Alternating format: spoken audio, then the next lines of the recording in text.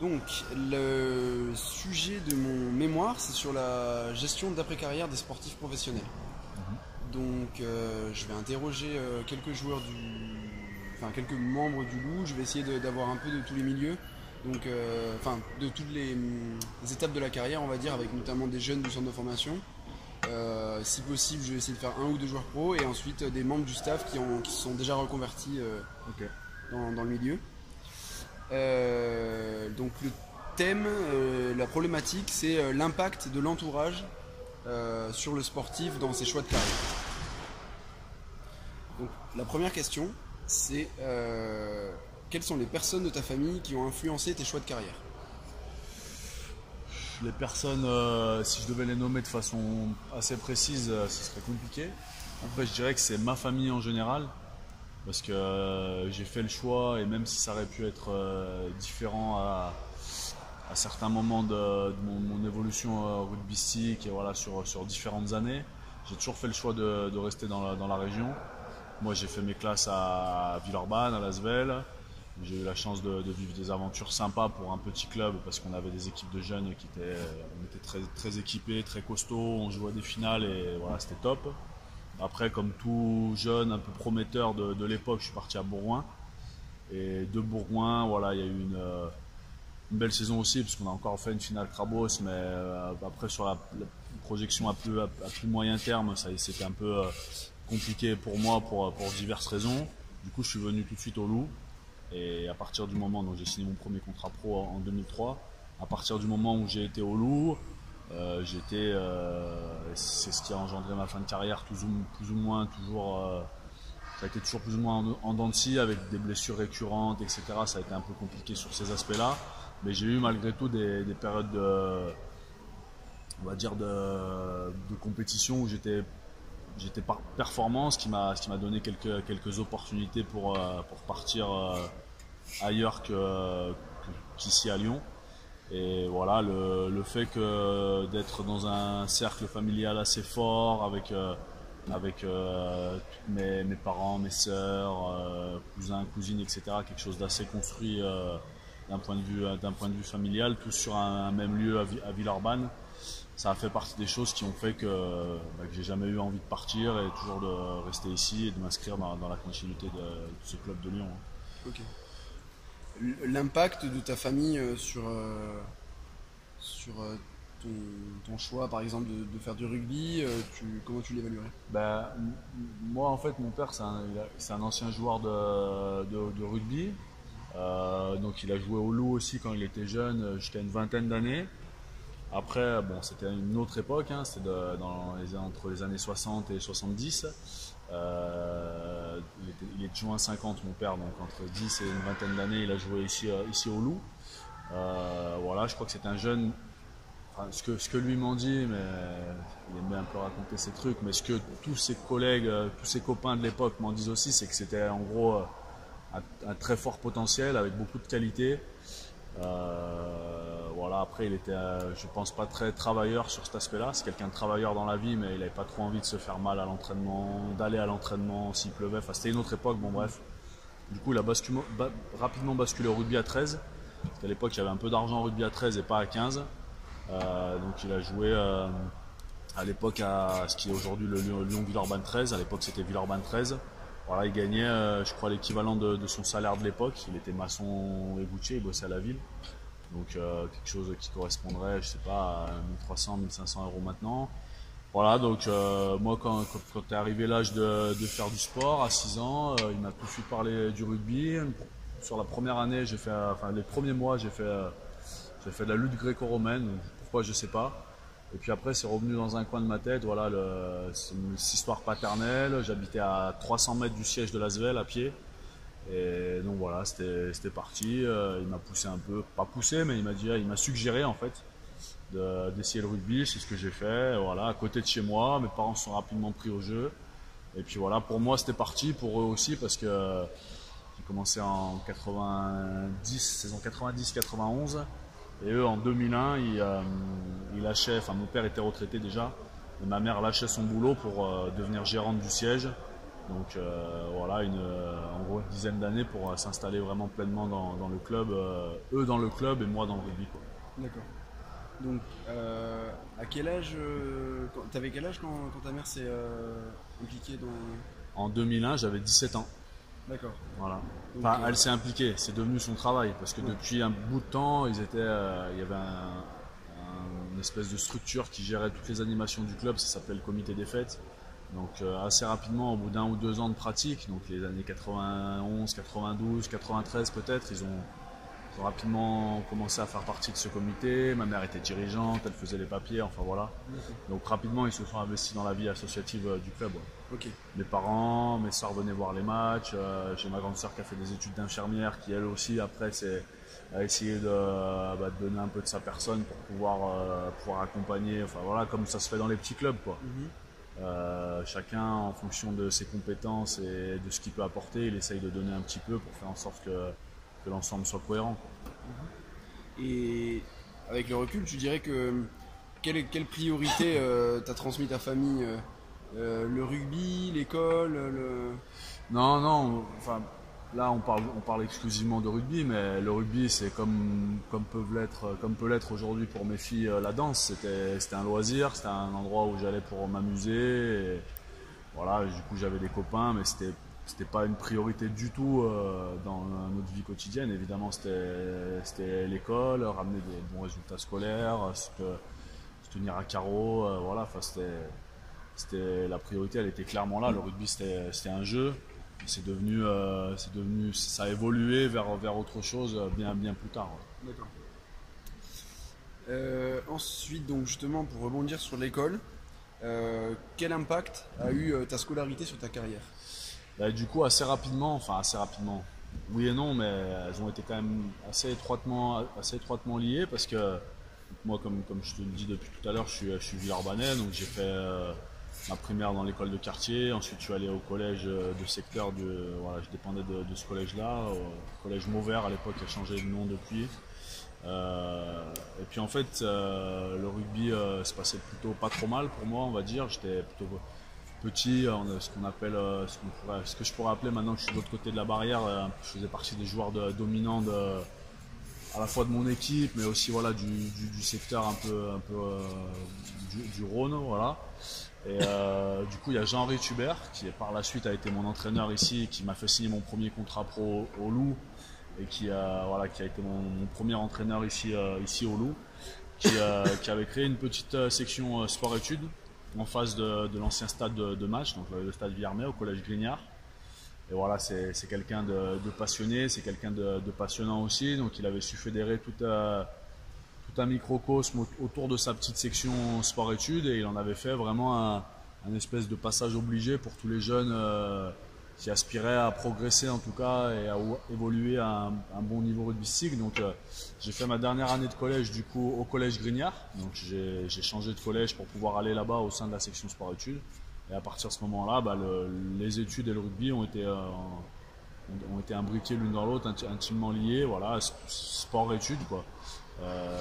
Des cours normaux à assumer, des entraînements en plus, de façon déjà à cette époque-là quotidienne. L'année d'après, donc j'ai passé les tests d'entrée au pôle espoir de Villefranche-sur-Saône, où j'ai été pris et où j'ai passé du coup 3 ans en internat avec sur le même schéma, donc une filière de lycéen normal avec un bac S à la clé. Et puis des entraînements, de la muscu entre midi et 2, des entraînements terrain le soir. Voilà, donc ça, sur ces 4 années-là, ça s'est fait comme ça. L'année d'après, donc au moment de passer en poste sur quelque chose de post-bac, j'ai intégré et je faisais partie de la première génération à le faire, le pôle France à Marcoussis. Donc là, on va dire que les priorités ont un peu changé parce qu'on essuyait un peu les plates sur la partie scolaire. Et du coup, autant pour ceux qui avaient déjà redoublé et qui passaient le bac, ils avaient le bac à passer, c'était bien organisé. Pour nous qui étions post-bac, c'était un peu flou, on va dire. Donc j'ai perdu un peu une année scolaire, mais j'ai beaucoup progressé rugbystiquement.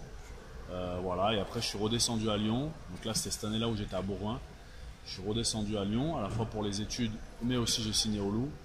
Et donc voilà, j'ai signé un contrat pro dans une époque qui était était quand même un peu différente parce qu'on sortait d'un système où le club était sur un modèle plus réactif.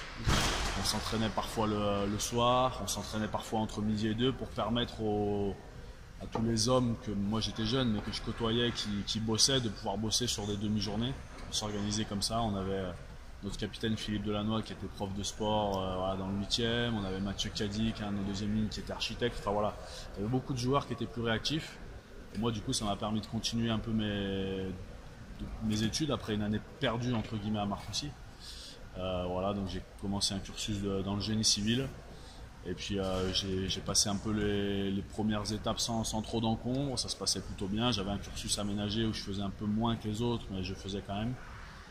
Et ensuite est arrivé Christian Lanta, c'est pas du tout un reproche, mais voilà, lui il a décidé de gérer le club un peu différemment, sur un modèle qui ressemble à celui qu'on connaît aujourd'hui, avec des entraînements en milieu de matinée, milieu d'après-midi. Au moment où il est arrivé, moi je sortais d'une période de blessure où j'avais un ligament croisé.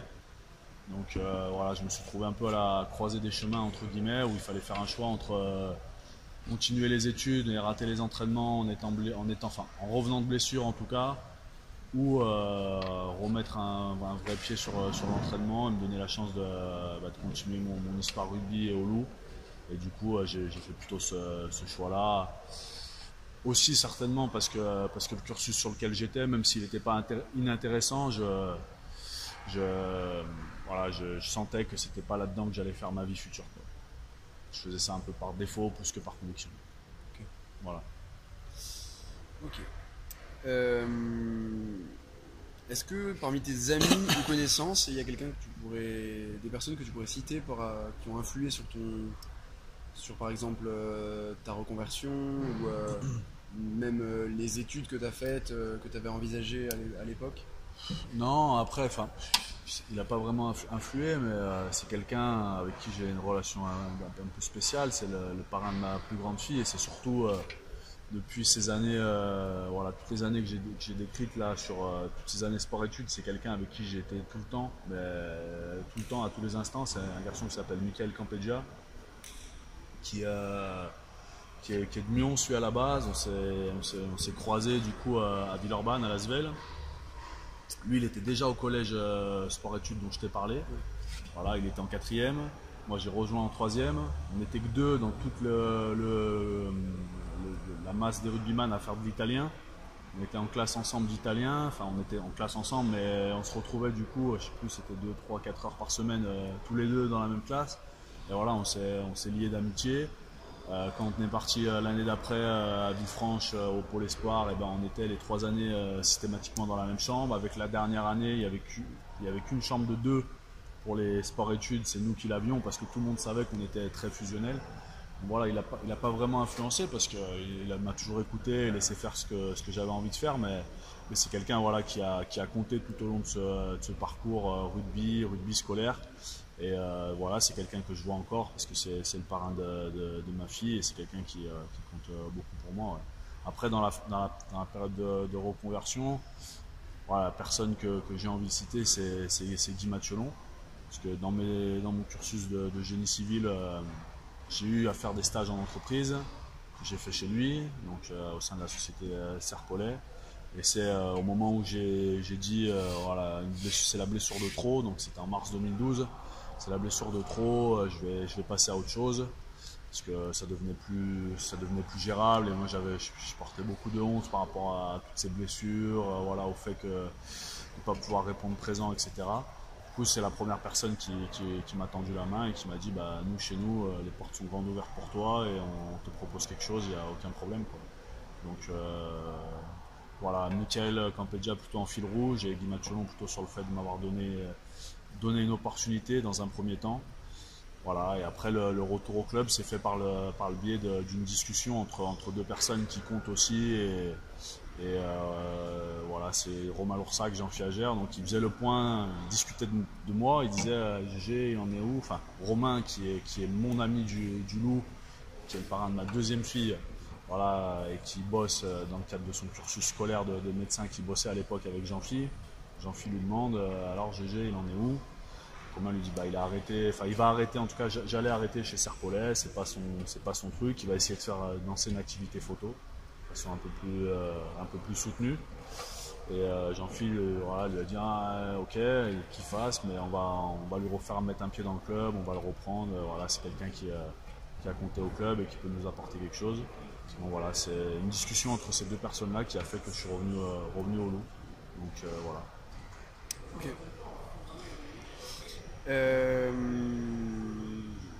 Donc finalement on l'a un peu évoqué déjà, mais le club, l'influence du club dans ta gestion de carrière et puis l'après-carrière aussi.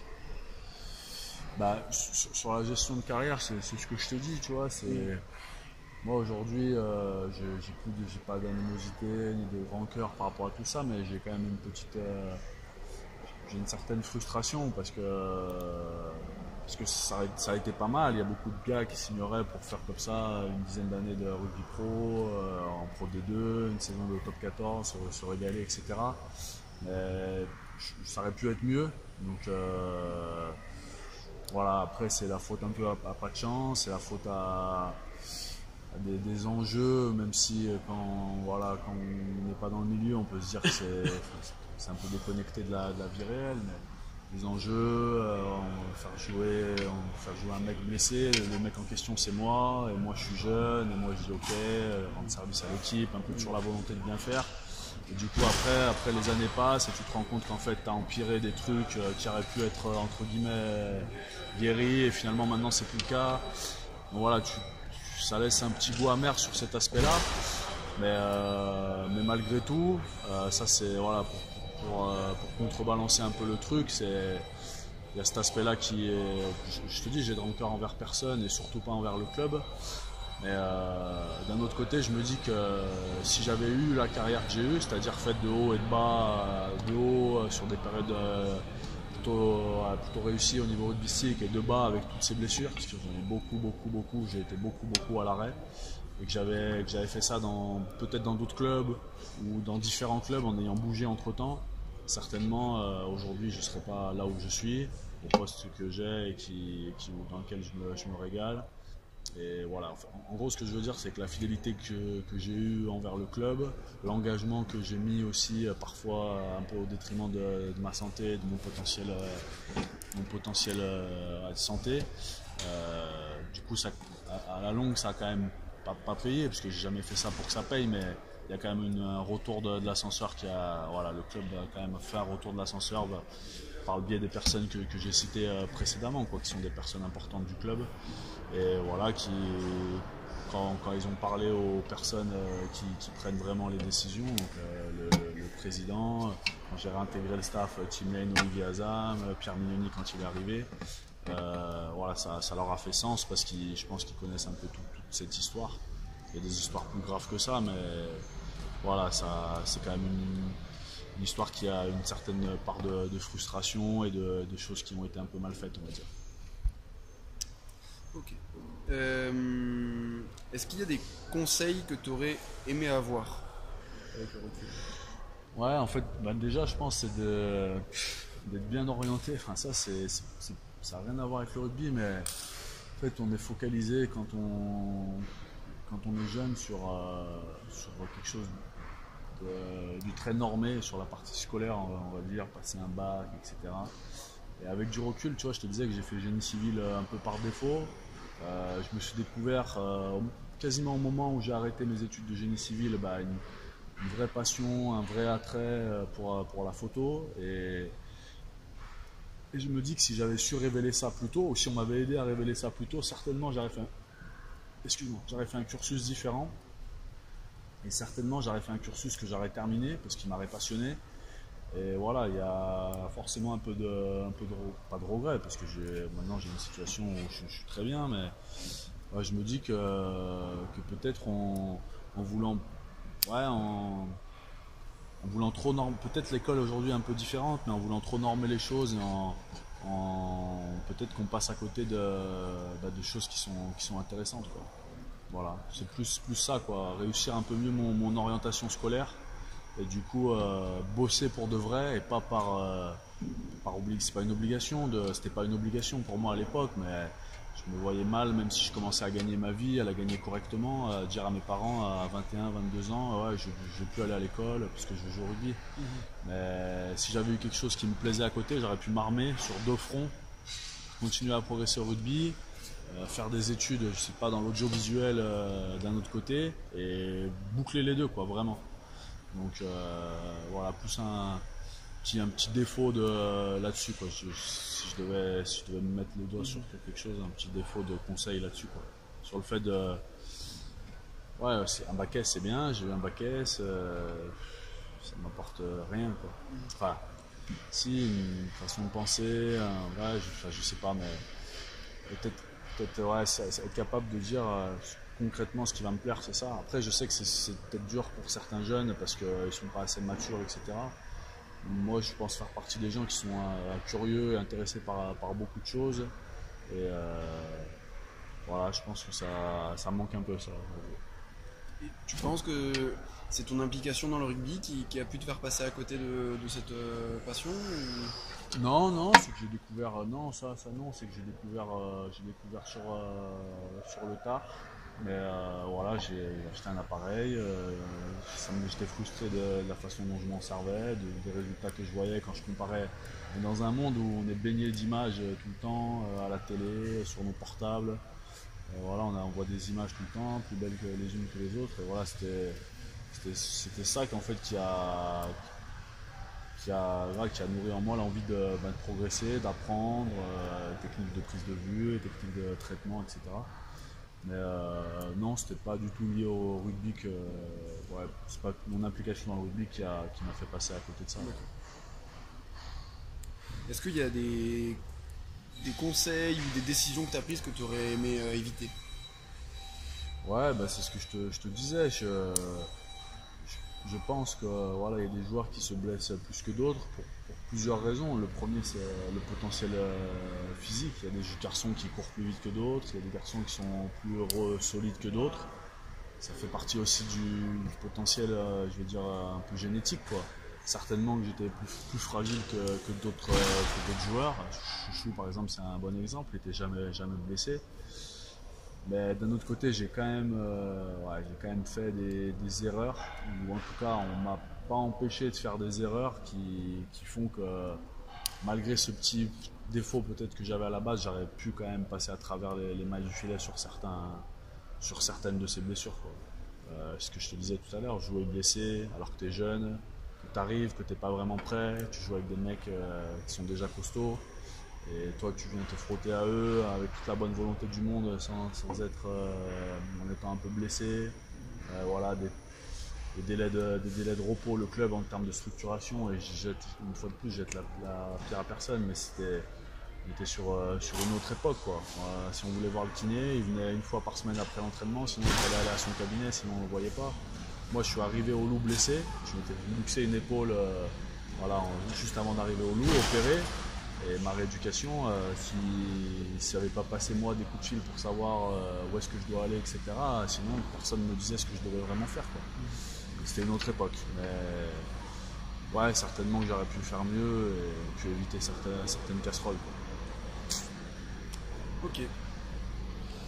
Ben écoute, est-ce que tu as peut-être quelque chose à ajouter en particulier, quelque chose qui te vient à l'esprit sur ta gestion de carrière, celle de l'après-carrière? Ouais, non, je pense qu'il y a beaucoup de choses à apprendre, parce que je ne me considère pas comme un exemple, mais plutôt presque comme un contre-exemple.